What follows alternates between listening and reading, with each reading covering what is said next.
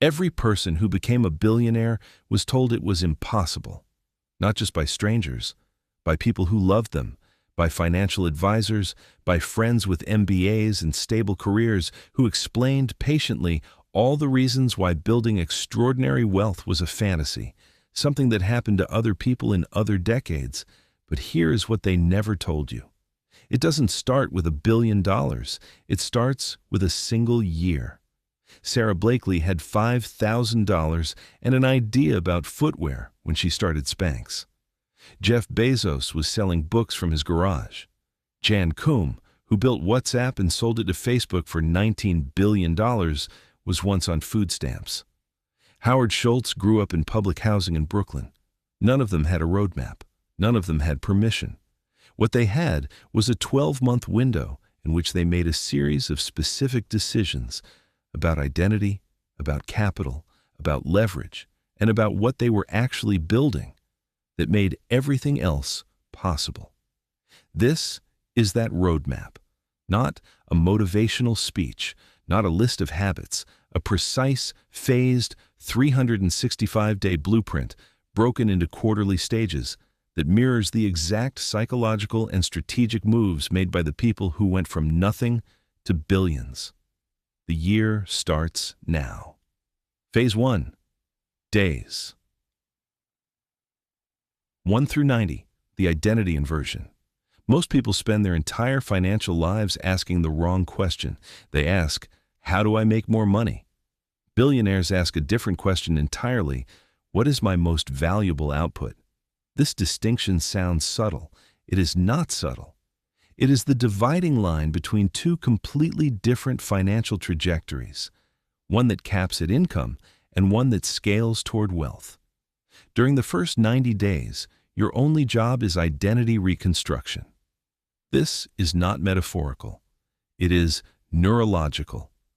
Stanford psychologist Carol Dweck's research on growth mindset showed that the internal story you tell about your own capability is a stronger predictor of financial outcomes than IQ, education, or initial capital. The story you carry about who you are and what is possible for you is not background noise. It is the operating system that determines every decision you will make in the year ahead. In the first 30 days, you do one thing. You audit your relationship with money at the deepest level. Not your budget, not your credit score, your beliefs. Ask yourself 3 questions that most people never ask.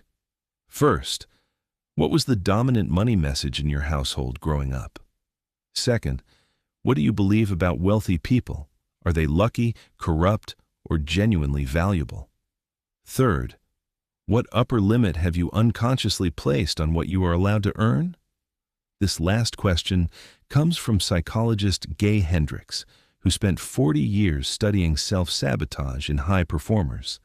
He found that almost every person carries an invisible ceiling, an emotional maximum they unconsciously believe they deserve. When they approach that ceiling, they find ways to pull themselves back down. More fights, more spending, more doubt. You cannot build $1 billion life from $1 million identity. The audit reveals the ceiling. The next 60 days begin dismantling it. Once your belief architecture is clear, you identify the single skill you possess that creates disproportionate value. Not the thing you enjoy most, not the thing you were told you were good at, the thing that, when you do it, other people's problems get solved in ways they cannot solve for themselves. Warren Buffett identified capital allocation. Steve Jobs identified product vision. Oprah Winfrey identified the ability to make people feel profoundly seen in a mass medium. Each of them spent the first chapter of their billionaire arc ruthlessly identifying the skill that was uniquely, unreasonably theirs, and then building everything around it. By day 90, you know who you are. Now you build what you're going to scale. Phase 2. Days 91 through 180, the asset engine. Here is the financial principle that separates the wealthy from everyone else. It is not complicated. It is almost unfairly simple once you see it. Employees trade time for money. Wealthy people build systems that trade value for money. Time, is capped. There are 24 hours in a day, and you cannot buy more of them. But a system, a product, a process, a platform can generate value while you sleep, while you travel, while you exist. Between days 91 and 180, your entire focus shifts to one imperative: build your first income-generating asset. An asset, in the billionaire sense, is anything that generates income without requiring your direct, hourly presence. This spectrum is wide. On the lower end, digital products, courses, a newsletter, a software tool. In the middle, a service business with systems and staff. At the higher end, equity in companies, real estate cash flow, intellectual property. The exact asset matters less than the principle it embodies. You are no longer selling your hours. You are building something that sells itself. Sarah Blakely didn't make every pair of Spanx. Bezos didn't ship every Amazon order. At some point, and it happened faster than most people think, the system took over. Their job became building and protecting the system. Take your highest value skill and convert it into a product or repeatable service that does not require your one-on-one presence to deliver. A template, a framework, a subscription. A process that someone else can run with your guidance. This is not passive income in the fantasy sense. It requires intense work. But the work in Phase 2 creates an asset, something with residual value, rather than a time transaction that resets to zero each week. Revenue cures every theory. In the middle of Phase 2, you make your first sale, not to prove you have a business, but to prove you understand what the market actually values. Not what you think it values, what it will pay for. This distinction is worth $1 billion. Howard Schultz didn't build Starbucks around what he wanted to drink. He built it around what Americans wanted to feel when they walked into a coffee shop, which turned out to be a European-style ritual of belonging, not just caffeine. Listen to the market, then build what it's already trying to buy. Phase 3. Days 181 through 270. Leverage and scale. This is where most people stop. They build something that works, they earn an income they're proud of, and then they protect it, carefully, fearfully, instead of multiplying it. Leverage is the billionaire's secret weapon. Not borrowed money, although that is one form. Leverage is any force multiplier. Anything that lets a single decision, a single action, a single asset produce results far beyond what one person could generate alone. There are 4 kinds of leverage: labor, other people's effort working toward your goal; capital, money that earns money; media, content that reaches millions without additional cost per viewer; code, software that serves customers at zero marginal cost. Naval Ravikant, the philosopher-investor who turned $1 million into hundreds of millions, calls these 4 levers the new means of wealth creation. The internet democratized media and code in a way that makes the current moment extraordinary. A single creator with a YouTube channel, a newsletter, or a software tool can reach and monetize an audience of millions with infrastructure that costs almost nothing to scale. The first hire, or the first automation, is the most psychologically difficult and financially significant moment of the year.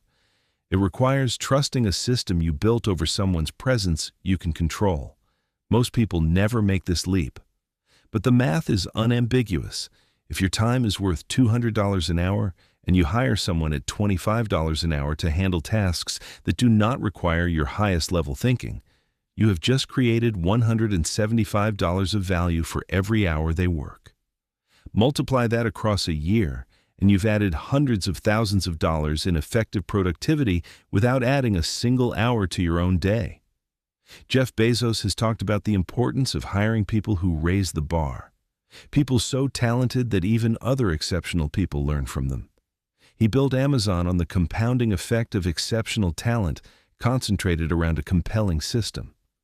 During days 231 through 270, you build an audience, a following, a platform.